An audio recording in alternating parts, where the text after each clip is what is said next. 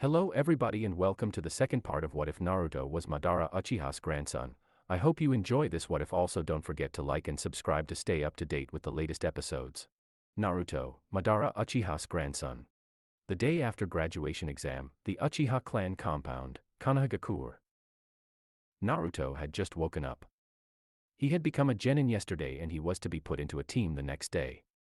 If anything, he was sure that he would be put under Kakashi Hataki's wing. According to his father, Kakashi was one of the two strongest ninja in the village and the only person in the village who could beat him was Izuna. Kakashi was known as Copy Ninja Kakashi and Kakashi of the Sharingan by people outside the village. His lightning style could only be rivaled by Izuna, Naruto, and Jonin or higher Kyumo shinobi. His fire style was as good as Itachi's. His water style was just as good as if not better than Kirigakure shinobi. His earth and wind style were also almost unrivaled. According to Naruto, he was the only person fit to train him. Today, Naruto was going to get himself a long blade made of chakra metal. That would be a perfect extension to his skills and body when he was fighting. Then he would persuade Izuna to show him a genjutsu of the best wielders of swords in history, copy them using his Rinnegan and become one of the best swordsmen in history himself. That was what he was going to do that day. He went to his bathroom, took a shower, came out and then put on a black shirt without the Uchiha crest and a black pant. His hair was spiky as usual. He came out of his house and was about to go to the weapons shop to get him a long blade when a shuriken just crossed him. He was not dumb and caught it with his arm and turned around to see Mito. He frowned and said, "Why did you shoot a shuriken at me?" Mito just laughed and said, "'Cause you can dodge it, loser. Anyways, are you ever going to submit your form for becoming a shinobi?" Naruto blinked in surprise. Which form was she talking about? He said, "What form?" Mito sighed as though this was regular and replied, "Your identification form, you idiot." Naruto was shocked and screamed in anguish. He shivered and asked, "When is the last date to submit it?" Mito smiled and replied, "Today." Naruto regained his calm posture and said, "Looks like my sword will have to wait. Have you submitted your form, Mito?" Mito said, "Of course I have. I did so yesterday." Naruto said, "Well, I be going right now," and jumped to go to the Hokage Tower. The Hokage Tower, Konohagakure. Naruto went to the top and got himself a picture where he met Menma. Menma had dressed himself in an extremely comical way for his identification picture. Naruto laughed and sighed to himself. Then the both of them went to submit their forms. Upon entering the Hokage's room, they saw that the Sandaime was seated on the chair and Izuna was nowhere to be found. Naruto asked, "Sandaime-sama, I mean no offense, but where is my father?" The Sandaime Hokage Hiruzen Sarutobi just sat there. He said, "He is on a long-term paperwork duty. For a small while, I will be in this office." He had a slight smile on his face. He was wearing the common Hokage robes. The room was filled with no one else except for Irika. The Sandaime spoke, "So, have you boys come to submit your forms?" Both Naruto and Menma said, "Yes." Sarutobi said, "Fine, I will take Naruto's first." Naruto went ahead and gave his form. It had his picture. It then had name, Uchiha Naruto. Father, Uchiha Izuna. Mother, Uchiha Kayakyu. Grandfather, Uchiha Taijima. Great-grandfather, Uchiha Madara. Age, 12 years. Sarutobi said, "Well, as of now, Naruto, you are a full-fledged Konoha shinobi." Naruto had a strong grin on his face. He was happy. He hoped that the first mission of his team would be A or at least be ranked. He had no clue that he would get at best, AD ranked mission first. Sarutobi then took Menma's form. He was shocked at the picture. He said, "Menma, for the third time, take a picture by which people can recognize you. This is your identity." To that Menma used his sexy jutsu and transformed into a goddess in the Sandaime's eyes and said, "You want me to take a picture like this?" The Sandaime's nose started bleeding in a stream. Then Menma transformed back. Naruto saw the form when the Sandaime handed it over to Menma. Naruto laughed like he had never laughed before. Menma had taken a picture with paint all over his face. Menma frowned at that. Naruto accompanied Menma for another picture where Naruto forced Menma to take a picture in his normal look. They then came back to give Menma's form. The Sandaime said, "Finally, Menma. You give a proper picture. For that I am very grateful." The form had name, Uzumaki Menma. Father, Uchiha Izuna. Mother, Uchiha Kyakuyu. Grandfather, Uchiha Taijima. Great-grandfather, Uchiha Madara. Age, 12 years. Then from a door came a young boy with a kunai in his hand ready to strike. He headed towards the Sandaime. He said, "Old man. Today I shall defeat you and become the Rokudame Hokage." The boy who just said that was young. He was also short. He was wearing a yellow shirt and a white short pant. He was wearing a helmet over his head. Just as he said that, he slipped on his own clothes and fell down. The Sandaime said, "Forgive me for this scene. This is my grandson Konohamaru." Upon hearing this, Konohamaru looked at Naruto and Menma and said, "You too. You must be the one who made me slip." All of a sudden, Izuna entered the room. He was wearing the Hokage cape and a black t-shirt below. He was also wearing shorts. He had come casually to work that day. His hair was worse than ever. He had been putting stamps and checking every file for the past 3 days and he was bored. He had not even returned home. He looked at Konohamaru and said, "Another attempt in one day. Did you slip again, Konohamaru?" Konohamaru made an angryish face and said, "I didn't slip on my own." Izuna laughed slightly and said, "Anyways, Naruto, you are coming with me." Naruto was surprised. After all these days, and today of all days his father wanted to meet him. He wanted to buy a long sword. Naruto followed Izuna out as they made their way to Training Ground 3. Konohamaru still had the sad look on his face. Just then another shinobi entered the room. He was wearing completely black clothes. He was a jounin. He was wearing a bandana over his head and was wearing black sunglasses. He was none other than Konohamaru's tutor, Ebisu. He looked at Konohamaru and said, "Honorable grandson of the Sandaime, you must come with me to train right now." He then saw Menma. He was extremely angry at looking at his face. He was thinking of Menma as nothing but a monster. Just then Konohamaru went up to Menma and said, You are the one who made me fall down. What did you do?" Menma said angrily, "I didn't make you fall down, idiot." Saying so, he picked up Konohamaru and was about to punch him when Konohamaru said, "I am the grandson of the Sandaime Hokage, hit me if you want." Menma got angry and hit him even harder. He said, "I don't care of any of those and besides, I am the son of the Gandaime Hokage." Saying so, he walked out. Konohamaru followed him. Meanwhile, Training Ground 3, Konohagakure. Izuna smiled and said, "I need to give you something important." Naruto was kind of excited. He was hoping for some kind of new jutsu. Izuna then used Kemui and brought a long sword. It was made of chakra metal. It was 150 centimeters long in total and 4 centimeters wide. Naruto himself was only 155 centimeters tall. Its blade was 125 centimeters and the hilt was itself 25 centimeters long. It was long by all standards. It was a double-edged sword. Its edges were just 0.001 millimeters thick, i.e. it was very sharp and it could cut through almost all weapons. It was just 0.1 millimeters thick in the center. It had a diamond in center of its crossguard star. It could basically absorb any chakra from its user and amplify it. The hilt's grip ** was made of extremely strong chakra metal and was covered by chakra-enhanced leather for better grip. The hilt's pommel ** was lighter than the usual long blade pommel for enhanced speed. The blade itself didn't have a fuller, to have more speed. The central ridge *4 was the thickest part with the thickness of 0.1 millimeters. At the end the blade was streamlined for the last 10 cm and the point was very sharp. The blade was also chakra enhanced for more strength and durability, so even a very strong battle hammer wouldn't be able to break it even when the sword was at its weakest. It was very light, weighing only 10 g, including the hilt and the blade, with the hilt itself weighing 8 grams.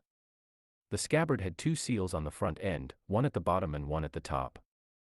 The sword had a seal on the back end and had the symbols of all the 5 elemental chakra types engraved on it in gold. Crossguard asterisk on a sword. The crossguard, or crossguard, also known as quillons, is a bar of metal at right angles to the blade, placed between the blade and the hilt. The hilt's grip asterisk asterisk. The grip is the handle of the sword. The hilt's pommel asterisk asterisk asterisk. The pommel is an enlarged fitting at the top of the handle. Then Izuna brought out a scabbard from his kamui. It was golden in color with the ends in silver. They had only been painted gold, but they were made of chakra metal as well. The thickness of the scabbard, excluding the hollow part for the sword, was more than the thickness of the sword, being 1 mm thick along the central ridge and 0.08 mm thick along the edges on the outside. Naruto was seeing it excitedly. He wanted that sword at all costs. Izuna said with pride, "This sword was made by my father, Taijima Uchiha. As you know, he breathed his last peacefully last year and he wanted me to give this sword to you when you were ready. That was his last wish. That is why I am going to give you this double-edged long sword. My father gave this to me when I was about 15 years old, more or less 5 years before the Third Great Shinobi War. He made it himself after the First Great Shinobi War. This has been made up of chakra metal and chakra-enhanced materials. There is no weapon in the world that can break it. It can cut through almost anything without a problem. This diamond over here is a rare object. It enhances the chakra he user pours into the hilt of the sword before it reaches the blade. Wielding this blade is extremely difficult. In case you want to beat your opponent without breaking his weapon, you should fight without removing the scabbard. The scabbard itself is as good as a normal sword. Never remove the scabbard unless completely necessary. By pouring in chakra, you can make the edges even sharper. The name this sword has earned is Kami no Ken / God Sword and Shur no Ken / Death Sword, due to the strength and sharpness of the unsheathed sword, and that nobody, but its users, who has seen it unsheathed has ever survived. There are 2 seals on the scabbard. Upon using the seal on the bottom, both the scabbard and the sword get sealed off. Upon using the top seal, only the scabbard gets sealed off so that you can use it unsheathed. The sword has 1 seal on the back using which the sword gets sheathed. I will give this sword to you when and only when I deem that you are ready. Saying so, he sealed it off. Naruto's face had lit up during Izuna's speech, but upon hearing the last sentence, his face drooped down. He looked at Izuna and asked, "When will I be ready?" Izuna smiled and said, "I will deem you ready if you show me that your katan, raten, suten, daten, futon, and mokutan is at least as good as mine." Naruto's jaw dropped to the floor. He asked in surprise, anguish and fear, "As good as yours?" Izuna looked up, folded his left arm, put his right hand on his chin as though he was thinking and said, "Yeah, as good as mine." Then he grinned. Naruto said in fear, "I guess I shall wait for a few years in that case." He smiled and tried to retreat, but his father said, "If you don't try today, I shall never give this sword to you till my death, and I have a long time before my death." Naruto gulped. He said, "Well, I shall try." Izuna smiled and said, "In that case, show me your best jutsu." "I shall not use any jutsu except absorption by my Rinnegan.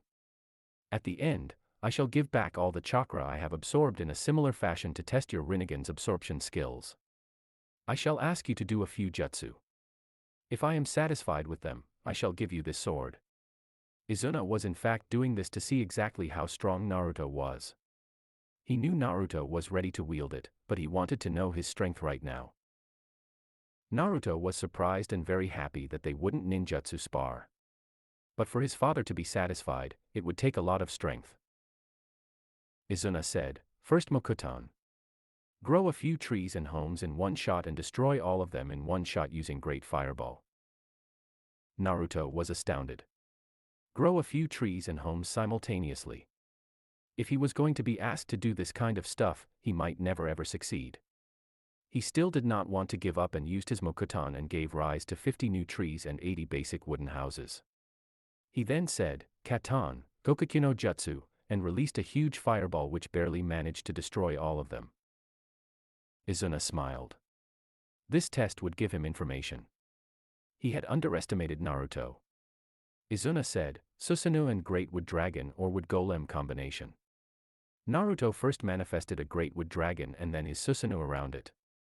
He dematerialized it instantly. Izuna was not surprised.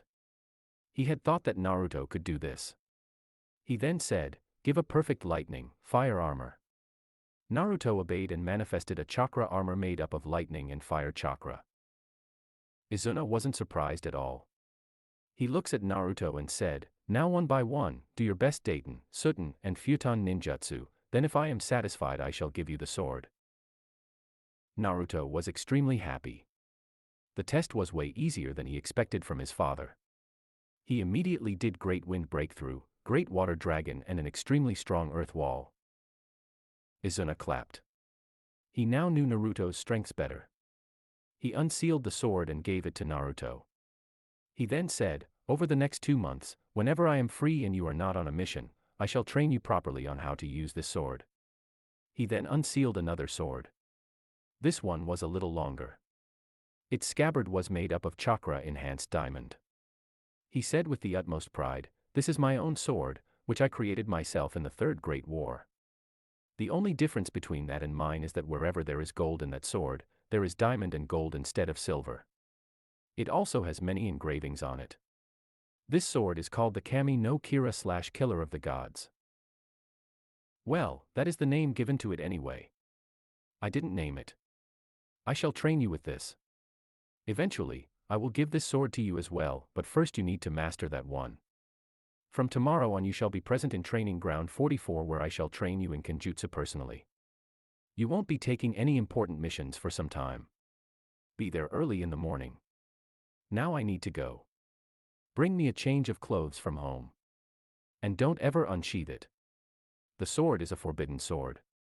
There is a reason why they are called Kami no Ken and Kami no Kira. Saying so, he handed the Kami no Ken to Naruto and teleported to the Hokage Tower. Naruto looked at the sword, pride in his face. He had wanted a normal sword and he had gotten the Sword of Gods. He sealed of the scabbard unsheathing the sword. It looked glorious and shone even more in the midday sun. Despite Izuna's warnings, in slight excitement, he passed a little lightning chakra into the sword, as much as chakra needed for a minute D-rank lightning jutsu. All of a sudden, the sword was filled with chakra.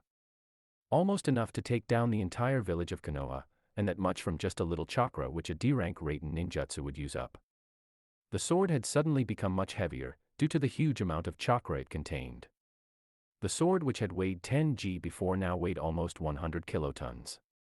Naruto was barely able to lift it. Naruto was astounded. No wonder this was called the Sword of Gods. He absorbed the chakra again and it gave back enough to destroy an entire nation. For a second there, he felt that he was burning with chakra and he had nowhere to let it go. For a few seconds, he was brighter than the sun. Then he just discharged all the chakra in small amounts of lightning chakra through the ground like discharge of electricity. This Sword of Gods was unbelievable. He could not even imagine the strength of the Kami no Kira. Soon, he would wield the Kami no Kira himself and make a sword stronger than that for himself. He sheathed the sword and sealed it off so that he wouldn't cause troubles for anyone. He turned around, started going towards his home. Izuna had asked him for a change of clothes. He teleported out of there in an instant. The Hokage Tower, half an hour later, Izuna's office, Konohagakure. Naruto came to Izuna's office and knocked. Izuna sleepily answered, "Come in." Naruto slowly opened the door and went in to see Izuna almost sleeping and sleep-stamping all the paperwork. Naruto looked surprised at best. Izuna looked up and said, "Give me the clothes." He got up and came to Naruto, took the clothes and changed them almost instantly. The clothes were very similar to what he was wearing before. He then looked serious and was no longer sleepy. He went from extremely sleepy to extremely angry. He told Naruto, "Why did you unsheath the sword?" Did I not tell you to not unsheath it unless it was completely necessary? Naruto raised his hands up as though he was surrendering and said, I was just curious. Hee. You should be able to forgive a curious boy, right? Izuna frowned and said, no. You should not open a forbidden weapon just out of curiosity. There is a reason why the swords are called what they are called. I think you now know why they are called that. Naruto shook his head up and down vigorously and said, yes. I know why. Izuna then said, you are not going to utter a single word about these swords to anyone else. Izuna went back to his desk and started to take care of the paperwork. Naruto left the Hokage Tower to go back to the Uchiha clan compound. He was going to practice sealing now. Meanwhile, on the streets of Konoha, Menma was walking along the streets of Konoha and making his way to Ichiraku Ramen. He was extremely annoyed by someone following him. He turned around to see who it was. As soon as he turned around, he saw Konohamaru. He angrily went to where he was hiding and pulled him out, punched him on the head and said, you aren't fooling anyone here. It's obvious that you are following me. Give the act up. Konohamaru made a smug look on his face and told, no wonder you caught me. You are the only person fit to teach me. I will let you be my boss. Will you please teach me the sexy jutsu using which you defeated the old men? Konohamaru asked again, please. Please. Menma was surprised he agreed to it. It wasn't like he had something important to do anyway. He looked at Konohamaru and said, I shall teach you the jutsu, but can you learn? Konohamaru nodded. Menma said, in that case, first of all, this jutsu is a henge. You henge into a sexy lady. So, the most important part is to be able to visualize a proper image and to use it for the henge. A few hours later, in a park, Konohagakure. Konohamaru had mastered the sexy jutsu after a long time. Menma had gotten into a lot of trouble while teaching Konohamaru. They were now resting. Menma bought a few cans of cool drinks so that they could drink it to quench their thirst. Menma asked him, by the way, why do you go after your grandfather all the time? Konohamaru answered, my grandfather named me Konohamaru after the ancient name of the village, Konoha. Though everyone knows my name, no one calls me by it. When someone is talking about me, or calling me, I am just the honorable grandson of the Hokage to them. Nobody sees me as me. That is why I am going after the Hokage title. Menma could somewhat sympathize with Konohamaru. Everyone except those close to him only saw him as the Kyuubi and nothing else. In their eyes, he was just a monster fox. Menma said, Baka. Who would acknowledge a brat like you? The Hokage title is not something a little brat can take for himself. If it were child's play, then everyone would be Hokage. If you want to be Hokage so badly, then. Konohamaru was infuriating right now. He said in rage, then what? Menma smirked and said, you've got to beat me first. The Hokage Tower, the Sandame's office. The Sandame Hiruzen was worried about Konohamaru. That attempt had been the 20th on that day. He was worried that Konohamaru would try to learn the sexy jutsu from Menma. Just then Izuna came into his office. He looked more emotionless than ever. He said, Sandame-sama, I sense Danzo in the Fire Nation as well as Orochimaru. The two of them have entered the Fire Nation at the same time. It seems very fishy to me. I think the two of them might be working together. Though I cannot pinpoint Danzo, I can pinpoint Orochimaru. He is a few hundred miles to the north of here. The Sandame was surprised. He got up from his desk instantly and said, in that case, we will have to apprehend him right now. Izuna said, no, Sandame-sama.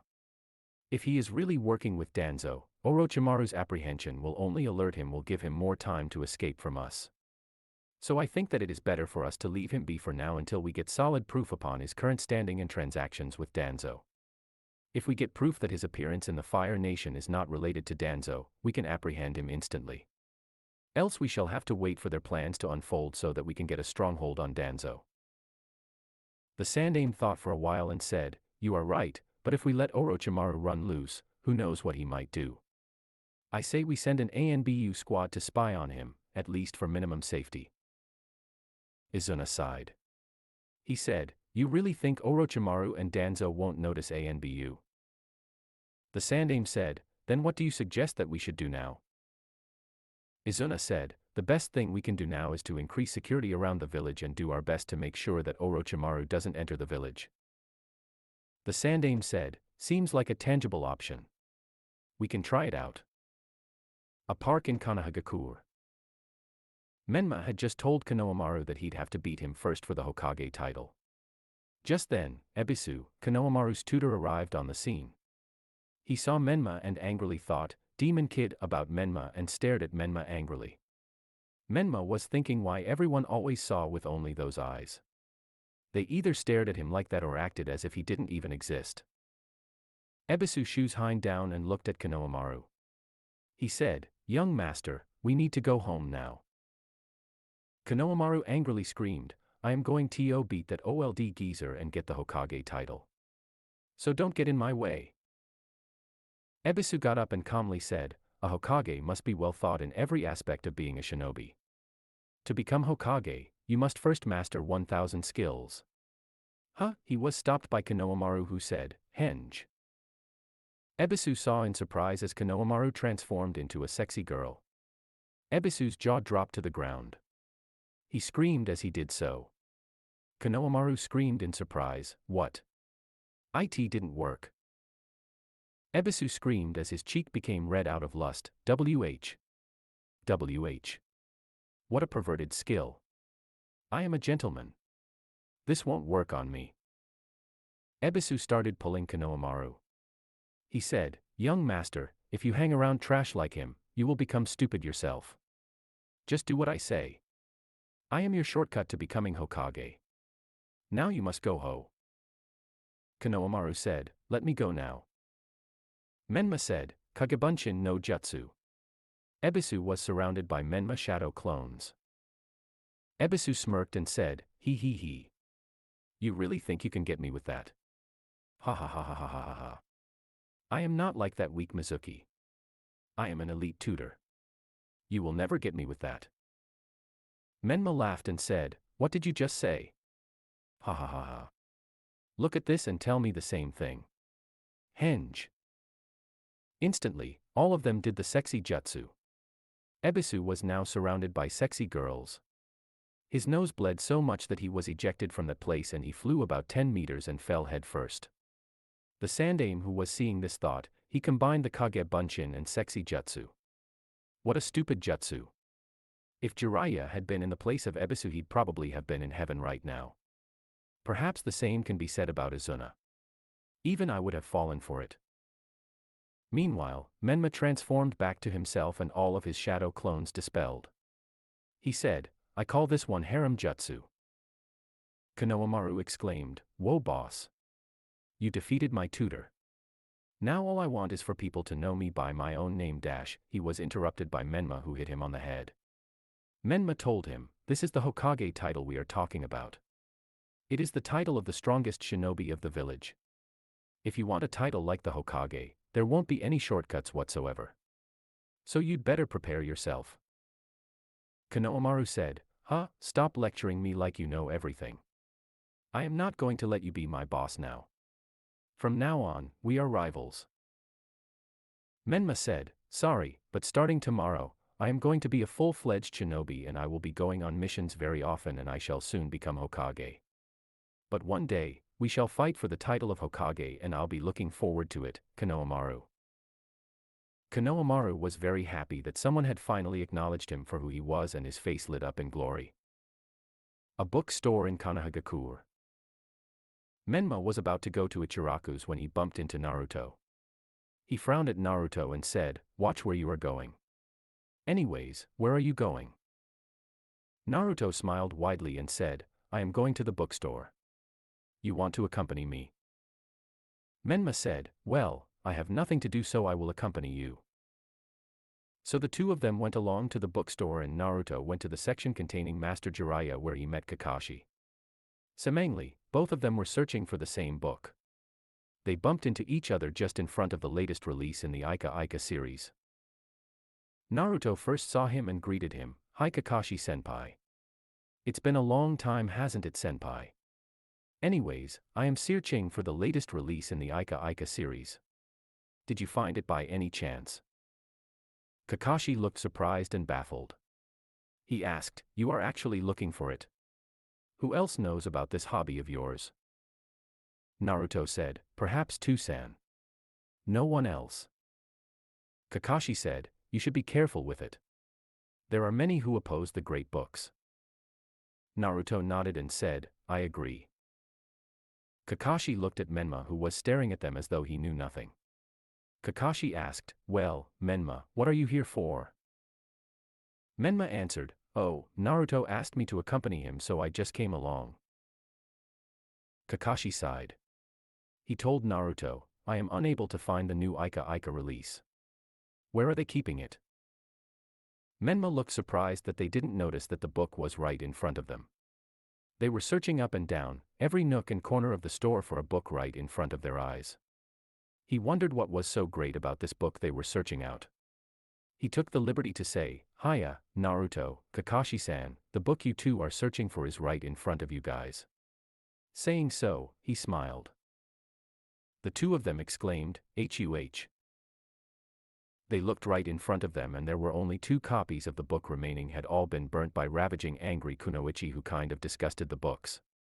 Naruto and Kashi each teleported and Shuzhen to the books, and picked them up and sighed a sigh of relief that the last copies were safe in their hands.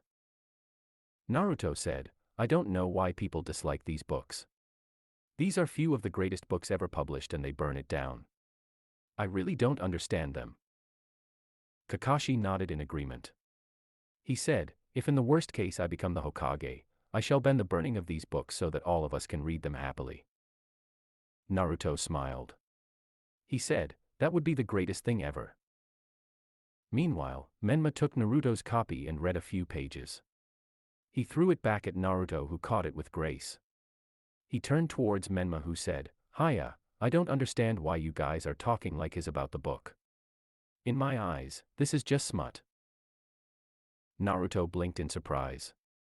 He said, "Well, read it from the first installment. Then give your opinion. If you want, I can hatch you up with a copy of all the installments." Menma took a few steps back and said, "Hiya, keep those books to yourself. I don't want to get burnt by Kunoichi." Naruto sighed and said, "You yourself will come to me asking for a copy one of these days. I shall be waiting for it." He grinned widely. Menma did not like when he or Tusan grinned. It gave a very, very creepy feeling. Kakashi said, Now, the two of you have team placements tomorrow if I am not wrong. Now you two should go back and get prepared. You might end up in unusual teams tomorrow. Ja-ne." Naruto smiled and replied, "Ja-ne, senpai." Kakashi then Shuzhen to the cashier, paid the price and left. Naruto said, "Menma, let's get going as well. We shall have a long day tomorrow." The both of them went to the cashier, paid for the book and went out. They then went to Ichiraku and had 5 bowls of ramen each. They then left for their home. Upon reaching the Uchiha clan compound, they were received by Izuna. Izuna was astounded by the book Naruto was holding in his hand. He asked in surprise, "Why do you have that book in your hand?" Menma smirked at Naruto. He laughed slightly and said, "You're busted." Izuna nodded and said, "You would be, if Mito were here, that is. I went to the bookstore to get myself a copy of this book when I saw many Kunoichi burning these down. Mito was one of them. I couldn't believe it. The first day and they burned the books apart. How did you get a copy of this?" Menma's jaw dropped to the ground. Naruto said, "I was actually lucky to get a copy. There were only 2 copies of it remaining. I and Kakashi-senpai both were searching for it together. It was thanks to Menma that I got a copy. You can read it if you want." Izuna sighed in relief. He looked at Menma and said, "Thank you, Menma. I have been waiting for the release of this book for months together. You will not believe just how unhappy and depressed I was when I saw that many people burning it down. Can you imagine how depressed and angry you would feel if people burnt down your favorite ramen? Yes, that is exactly how I felt." Menma was unable to believe his senses. He knew he would feel bad if someone burnt ramen in front of him, but Tusan felt like that about those books. He stepped back and said, "Hee hee Tusan. You're welcome and good night." Saying so, he ran away so that he would not have to be near people who read such books. Meanwhile, Izuna said, "Naruto, give me the book. I shall make a copy of I for myself using the Rinnegan and give I back to you tomorrow after your Kenjutsu and Kami no Ken training." Naruto handed the book, said, "Good night," and teleported to his room. Izuna on the other hand went to his room and started making an Ika copy for himself. Naruto walked into the academy room as quietly as possible. No one noticed him. Good for him. He hated it when girls swooned over him. It was filled with went and sat in the last row. He liked this row. It had been his spot. He was wearing a long black coat and a waistcoat underneath. Both the coat and waistcoat had the Uchiha symbol and the Uzumaki symbols. He was wearing a full-length black pant. He had sealed up his sword in his wrist. No one would notice the sword sealed in his wrist until it was too late. Mito walked into the room not long after him with equal stealth and she took a seat beside him. She was wearing a red dress with the Uchiha clan symbol on the back. Naruto took a moment to notice her. She looked gorgeous. Her dress wasn't too loose nor too tight. It did a good job at showcasing her well-developed body. Naruto was staring at her until she noticed. She then asked what was wrong with him. He didn't hear a word of it. For a man with the Rinnegan, he was desperately in need of hearing for he was deaf to everything. She then shouted at him. At hearing the shout he looked startled. He shifted nervously and said, "Hey, didn't notice you there." Mito continued in rage, "Didn't notice me? You have been staring at me since the moment I came here. What's wrong with you?" Naruto looked ahead and said, "Nothing." "What's the deal?" Mito snorted in rage. Naruto sighed in relief. He told her. On a completely different side note, "You look gorgeous today." Mito clearly heard the comment and she blushed a shade of red that even Hinata could not match, and that girl was always that red in front of Menma. She nervously said, "I didn't hear you. Can you repeat what you said?" Naruto said, "I said, you look gorgeous." He calmly turned front again as though it was not such a big thing. Mito on the other hand had lost all her calm and was blushing a tomato red. She thought, "He thinks I am gorgeous. What's gotten into him? What's gotten into me? I should be able to shrug it off." Just then, their sensei, Chunin Irika Yumano, came into the room and somehow managed to bring order to the room. He then went on to lecture the kids on what being a shinobi meant, through all which Naruto and Shikamaru aptly slept. A short while later Irika started announcing the teams. Mito hit Naruto awake and he snapped instantly into a defensive position. He then heard Mito say, "The team placements are taking place. Stay awake, price sleepyhead." Naruto thanked him for waking her up. Teams 1 through 6 were people Naruto could not care lesser about. People he knew had little potential. Team 7 was Sasuke, Menma, and Sakura. The best at taijutsu, ninjutsu, and chakra control respectively in their class, leaving out Naruto and Mito. Team 8 was the Ino Shikacho trio of their class: Ino Yamanaka, Shikamaru Nara, and Chuji Akimichi. Team 9 was supposedly still working, while Team 10 were the tracking unit, Abirame Shino, Inuzuka Kiba, and Hyuga Hinata. Then Irika said, "Team 11 will be Uchiha Naruto and Uchiha Mito. You are to leave for the Hokage Tower immediately, where you shall meet your sensei. The others are to wait here for their Jonin sensei to arrive. You all can have your lunch." Naruto and Mito could care lesser about lunch as they made their way to the next building. They rushed into the Hokage's office. Naruto asked, "Tusan, who is our sensei?" Izuna smiled and said, "The two of you shall not officially have a sensei, as you have been placed independent of a Jonin sensei. The two of you shall go on missions with other teams instead, as you don't have a third team member, and for your sensei, I am unofficially the Jonin sensei of the two of you. I would have let Kakashi handle this, but he is getting lazier by the day. Soon he is going to overtake the Nara the way he is going, so I take it upon myself to train the two of you, and I am the best to teach the two of you, as I have the Rinnegan and my knowledge of the sharingan surpasses that of Kakashi." The two of you are to meet me at 5 p.m. in Training Ground 44 or the Forest of Death, where you two shall continue training. Go on ahead and enjoy your day off. If you are late, let's just say, the Forest of Death shall be the least of your worries. Now, off you go. I need to complete this horde of paperwork.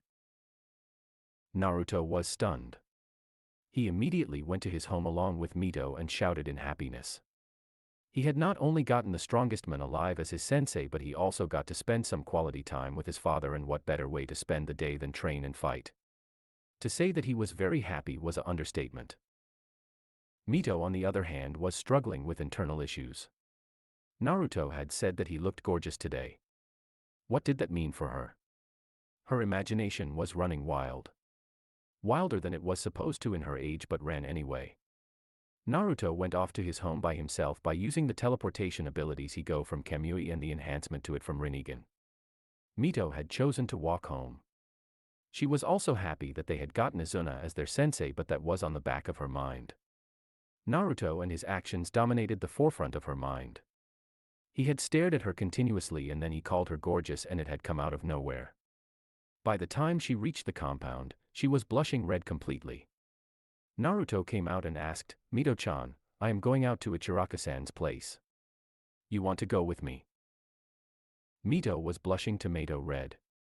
Was he asking her out on a date? Naruto cared little for honorifics. The only ones he used were sensei to Irika and san when he was talking to the elderly or his father. He rarely ever called her chan. Naruto noticed the red on her face. He knew this wasn't a fever. Fevers only heated up Mito's throat and forehead. Though the entire body heated up, the forehead heated the most on her face. This was a face with all parts equally red. That could mean only one thing to him. She was extremely angry at him. Naruto didn't like it when she was so angry that her entire face got red. He failed to notice the nervous shifting of her body and got down and said, "Mito, I don't know what I did wrong to you, but please forgive me and don't let me suffer your wrath. Matan." Saying so, he ran off in a speed only guy could match. Mito called out to him to tell him that she was not angry at him, but he didn't hear a thing as he ran off. She pursued him and went along to Ichiraku's. Meanwhile, in Ichiraku's, Naruto burst into the place and sat down in the corner. He said while panting, "Ichiraku-ji, 2 bowls soft miso char siu ramen." He was sweating and panting and had a dreaded look on his face. Ichirakus were also scared. They asked, "Naruto-kun, what is wrong? You seem to be running away from something dreadful." Naruto said, "It is. You know my friend Mito, don't you?" The Ichirakus nodded. Naruto continued, "I asked her if she wanted to come with me to eat ramen. She got all riled up and her face completely red. That only happens when she is angry. I didn't want to be on the receiving end of her anger, so I ran as fast as I could." The Ichiraku owner Tucci said, "It might not be anger. It might be something else altogether. Was she about to hit you? If she wasn't, then it might in fact be that she was blushing." Ayam gave him his bowl of ramen. He said in surprise, "Blushing? That's impossible. She never blushes." Just as he finished that, Mito walked into the store and sat next to Naruto. Naruto didn't notice her as he was too busy slurping down his ramen. Mito said, "Ichiraku-san, 1 bowl of miso ramen for me please." Tucci said, "I am 1 bowl of miso ramen." Naruto finished his second bowl and said, "Ji, send 2 more cups of ramen." Tucci relayed the order to Ayam. Naruto then saw Mito. He bowed down as low as he could and said, "Mito, I dunno know what I have done to enrage you, but I ask you to forgive me for anything I may have done." Mito said, "You haven't angered me, Baka." Naruto was surprised at this. He then remembered what Tucci had said. She had been blushing. But what caused her to blush like that? Not once in his entire life had she blushed like that. The two of them then ate their ramen and made their way to the Forest of Death. It was still 2 noon, so they had 3 hours to train. While on the way, Mito asked Naruto, "Did you mean what you said today morning?" Naruto asked, "What?" "I have said a lot to this morning to you." Mito had a tinge of red on her face. She said, "When you said that I looked gorgeous." Did you mean it? Naruto then realized why she had been blushing. She had thought that he had asked her out when he invited her out to lunch. He said, "Of course I meant that. Did you actually think that I was asking you out?" Mito said in a low voice, "Yes, Naruto. I did think that you were asking to go out with me." Naruto asked in a sincere tone, "Do you want to go out with me?" Mito said with a blush, "We could give it a try." Naruto then said, "If it is fine by you, then we can go out on our date once dated training session for us is over." Mito said, "Fine, Naruto-kun." Previously, Izuna asks Naruto and Mito to come to the Forest of Death for training. Naruto asks Mito out.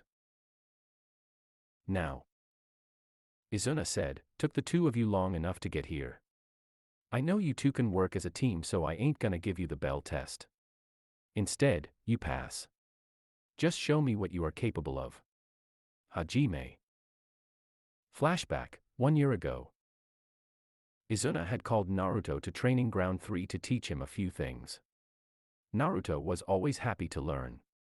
When he had arrived, Izuna was standing in front of the stone memorial. Izuna noticed Naruto and smiled. He said, "Took you long enough to come. Come here, boy. I have two things to teach you today. You can call one of them ancestral heritage that has been passed down to us. The other is a teleportation jutsu which I prefer to use instead of Kamui.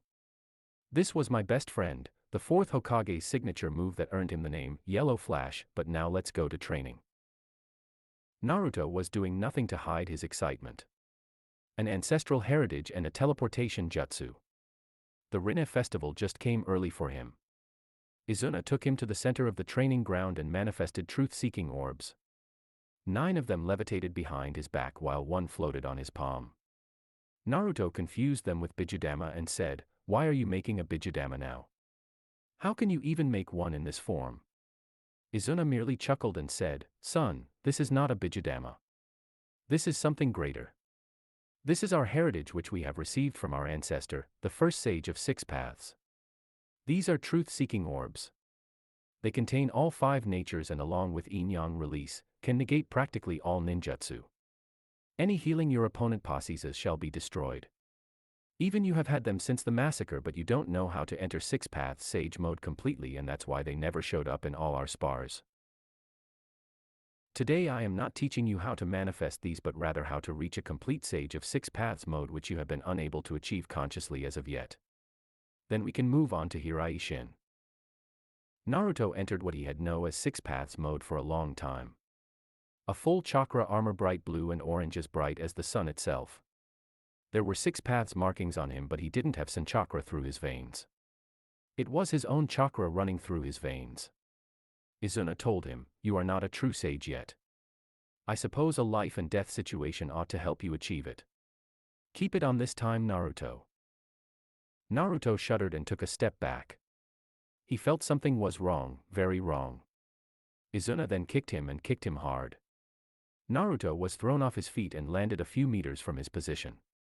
He didn't see his father. It was a man in black robes with a white mask on him. Through that white mask, he saw a Manjikyu sharingan. He was unable to make out the pattern, but he knew it was a Manjikyu. The cloaked man laughed and said, "I thought you wanted to kill me. I suppose your will isn't strong enough to kill me."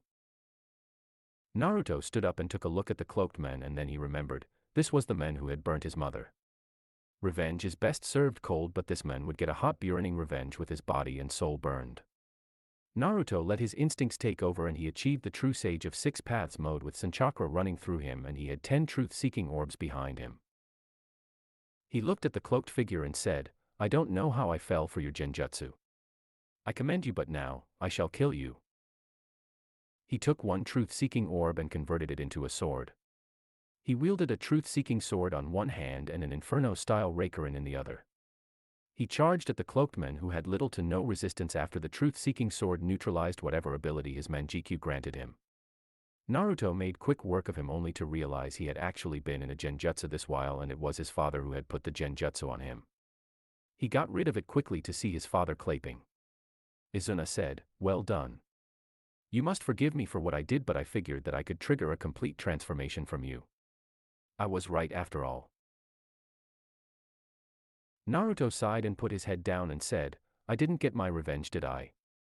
Izuna said, maybe not, but you will get him. I know you will. Now that you have manifested the truth-seeking orbs, Hiraishin will basically be a walk in the park. It's a sealing matrix. You will be able to create your own, but for now, you can use mine. He threw a Hiraishin kunai at him. Naruto found that after having the Rinnegan, Hiraishin was a walk in the park. End flashback. Naruto and Mito jumped backwards to the safety of the trees. Naruto's Rinnegan activated and 3 Tomo swirled into existence in each alternate ripple in his Rinnegan. 5 limbos came into existence beside him. His Susanoo flamed into existence. He manifested his fire and lightning armors. He manifested his truth-seeking orbs. He threw a kunai at Izuna and used Hiraishin to teleport right in front of Izuna and launched a Chidori at him. Izuna just parried Naruto's attack and then he shot a fireball at Naruto. Naruto got hit by it and he got hit hard, very hard. He was shot from the center of the forest to its circumference. Naruto was in awe. It was as though Izuna's power knew no bounds. Naruto figured it was best he tag-teamed his father with Mito. He went in search of Mito to find her in a battle with a clone his father had sent. She was using everything in her arsenal, but she wasn't able to land a single blow on Izuna. Naruto caught the Izuna clone with a limbo, after which Mito obliterated the clone from existence using a fire phoenix. She looked at him and said in between pants, thanks a lot. Was starting to feel you'd bailed on me. Naruto smiled and said, me. I am thoroughly disappointed if you feel I would bail on you when facing my father. I need you with me. You know from experience that there is no way we can beat him alone. Let's tag team him. Mito said, correction, I know from experience that we can never beat him irrespective of whether we attack together or alone unless we grow a few hundreds of times stronger. But we can still stand out for longer if we do tag team him. Besides, what's the worst that can happen if we do tag team him? Naruto chuckled and said, quite a few things I can think of that can go wrong in a tag team against him. Mito sighed, stop thinking about it. Let's go. Do you have any strategy this time, or are you gonna go first and improvise next as usual? Naruto said, words of my father, make a plan, expect the plan to go off rails, throw the plan away when it does go off rails, improvise your attacks. When the plan won't work against him in the first place, why make one? Mito said, you never change. Let's go. The two of them landed in front of Izuna and attacked him running side by side. Naruto launched a few Kamui shuriken at Izuna, which was aptly sent to Izuna's Kamui dimension to lurk in there forever. Mito launched a barrage of Amaterasu arrows at him. Izuna burnt them using his own Amaterasu. Naruto and Mito continually launched attacks at him, and they were very synchronized, and their attacks complemented and supported each other's attacks. But all Izuna saw in this graceful fighting style of his son and Mito was chaos. Organized chaos, but chaos nevertheless. Naruto had never made a single plan to take him down in their quarterly all-out training spars in the past 4 years. He had given up after the first year. Izuna said while countering their attacks, you have come as usual without a plan, I suppose. You may have quoted me on the make a plan, expect it go off rails, blah blah blah. But I did say at first make a plan. Not improvise your attacks from the beginning. A true strategist and shinobi never goes into a battle without a plan or strategy to overcome their enemy. While you should expect the plan to go off rails, there are many cases when a brilliant strategist has put down people stronger than him using his brains. Improvisation and strength aren't everything, kids. You need to have a strategy which you build upon.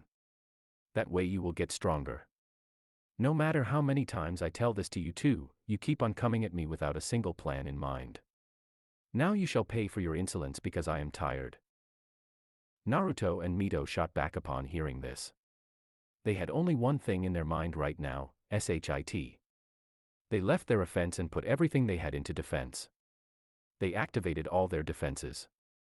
Armor upon armor of defensive chakra and a Susanoo to complete it for Mito.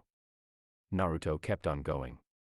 A Mokuton armor below the Susanoo, he converted one truth-seeking orb into an all-body covering armor. 2 orbs for full-body shields in each hand for his front and the remaining 7 to protect his back.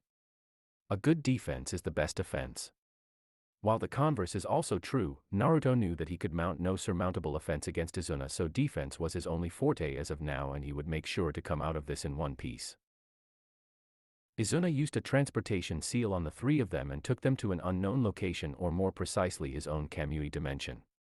Naruto and Mito reeled back after being sucked into this dimension with such force. Izuna was still not in his six-path sage mode, quite simply because he didn't need it against them. While he would have activated it were they beyond the tone during which their chakra increased exponentially. He called it chakra puberty. Nevertheless, this was his dimension and he had supreme control over it and everything in it. He was the god in this dimension of his. He pulled the two of them towards him. Naruto used Shinra Tensei to get him and Mito away from Izuna, but all of that was in vain. Naruto didn't know where he was right now, else he might have come up with something more useful, but Izuna was not revealing this to Naruto anytime soon. Naruto, on the other hand, was having a very, very bad evening. His father was now manipulating the entire dimension. No wonder Shinra Tensei was not working. The entire atmosphere was saturated with Izuna's chakra. It was as though Izuna was part of the nature and environment in this area. But then it dawned upon Naruto, Izuna was not a part of this environment and nature, but this dimension was a part of Izuna. It was most likely his Kamui dimension. A truly powerful wielder of Kamui had perfect control over their dimension, and his father had achieved just that. Naruto did not brace for impact, nor did he strengthen his defenses. His defenses were null and void here. He shifted every bit of chakra he had into offense. Mito soon followed suit. Izuna saw the two of them do this and smirked. While this was a good move, they had fallen right into his trap, or so he thought. Unknown to Izuna, Naruto, who had already deduced where they were, had actually come up with a plan. He knew there was little chance that the plan would work, so he was expecting it to go off rails at any point, and he was more than ready to start improvising his fight in close combat. Naruto and Mito were nearing Izuna. Mito raised her Susanoo sword to strike Izuna.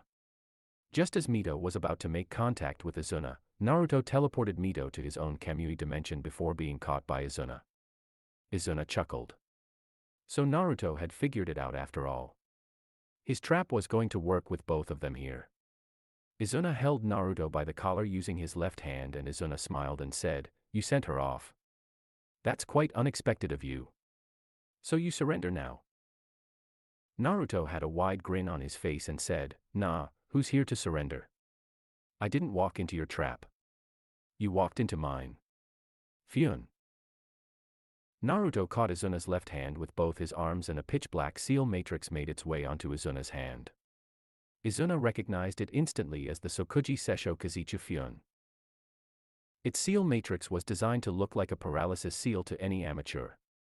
It even worked as one, and if they tried to break it the way they tried to break a paralysis seal, the actual seal would surface, engulfing the person's entire body and scouring through their chakra network like a parasite. Effectively killing seal was developed by Izuna and Minato as a last resort against Kage during the Third Great War. But Izuna was no amateur. He knew the seal inside out. He had built a failsafe inside the seal to break it down. Izuna was watching the seal unfurl millisecond by millisecond, searching for his failsafe on the seal as he took a few glances at the dumb grin on Naruto's face that made him proud that he did this on impulse, or that he had actually had a plan in his mind. As the seal unfurled, Izuna started to notice that this was not the Sokuji Sessho Kazichu Fyun. There were intricate differences here and there, and the failsafe was nowhere to be found. It was in fact a completely different seal. His son had been working out on his Fujinjutsu. Good for him. Izuna decided that the seal was too dangerous to be left alone like this, and he switched into his Sage of Six Paths mode and used Sun Chakra and Yin Yang Chakra to neutralize the seal. Naruto, who was also watching this unfurl millisecond by millisecond, grinned wider. Izuna was confused with this look his son was giving him. Then when the seal grew more rapidly as he fed Yin Yang Chakra to it, he noticed that it wasn't a seal at all. There were only 9 Truth Seeker orbs levitating behind Naruto's back. The seal on his arm was the 10th Truth Seeker orb, which was feeding off his chakra. Izuna instantly jumped back, letting Naruto and his seal of a Truth Seeker orb stay back. He had fed Naruto's orb quite a lot of chakra. He couldn't believe that he had fallen for a trap like that. Not once in his entire career as Jonin and Hokage had he fallen into a trap like that unintentionally. He had tread into many traps intentionally in the past to make a point and to destroy a chunk of the enemy military, but not once had he been caught off guard like that. Izuna was experiencing two very distinct feelings right now. His heart was swelling with pride for his son who had trapped him for real, caught him off guard. But another part of him was angry on himself for falling for something like that. The pride in him won with the anger, making sure he would quadruple his training henceforth. Izuna smiled and looked towards Naruto to find him swirling out of existence, the grin still on his face. He said, "A good fighter knows when to retreat." "So do I." Izuna just smiled as he saw Naruto go into his own Kamui dimension. Naruto was the brightest mind Konoha had produced in generations, and today just gave more proof of that. He always had a way out of things. Izuna then stretched his arms and legs and activated his Space-Time Dojutsu to access Naruto's Kamui. Meanwhile, Mito arrived into Naruto's Kamui in a swirl and fell down on the ground face first. She was not happy. Her Susanoo sword was just about to make contact with Izuna and Naruto sent her here. What was he thinking, taking on Izuna all by himself? Just as she thought this, Naruto swirled into existence beside her. He was grinning widely. She asked him, "Oi, knucklehead, what happened to you?" His expression turned from extremely happy to unbelievably stoic. He turned to her and said, "We need to go to your Kamui dimension. I have instant access only to mine. Dad'll come here soon. This battle is now a pursuit and Tucson is chasing us through space-time. We need to leave, now." Mito was frustrated but did as she told, and the two of them were soon in her Kamui space-time. Naruto relaxed a bit. He then smiled and told her, "I actually caught Tucson in a trap. This time I caught him off guard. He didn't let me trap him. I trapped him for real and managed to get a portion of his chakra." Mito said, "He let you trap him? You still haven't learned, have you?" Naruto shook head horizontally and started, "I am telling you, I got him for real. You should have seen his face. It was one of true surprise. He didn't let me trap him this time. He was truly caught off guard." Mito said, "If you say so. I have a bigger question for you. Why didn't you let me take a hit at him? I was this close to getting him." She said so by showing the length of about half a centimeter with her fingers. Naruto said, "For one, he would have completely destroyed you. You know he is the fastest there is. You were open to attacks almost completely. For two, we were in his Kamui, meaning he had perfect control over the entire place. You must have noticed the dimension being saturated with his chakra. There was absolutely no way we could have won if we stayed back over there. You knew that, right?" Mito twitched and said, "Of course I did. If I didn't connect I would have come here directly." She had clearly not known that they were in Izuna's Kamui space-time before. How had he known that part? It was probably obvious to him, he had the Rinnegan after all. He was working to help her. She felt good that Naruto wanted to help her, but the major part of her mind did not like what was happening. Naruto was leaving her behind. He would always walk ahead of her, he had always been stronger than her. While she trained with him, he always held back. Not once had he gone all out while she went all out every time. She sparred Izuna alongside Naruto, but it was always Naruto who rescued her. Just like he did today. He had always been more observant than her even without the Rinnegan. He noticed things quicker. She felt that she was holding Naruto back. He could probably achieve greater heights without her. Just like today. Naruto had been able to successfully trap Izuna for real when she was not there. She felt like she didn't deserve to fight alongside him. She said, "Naruto, I want to tell you something."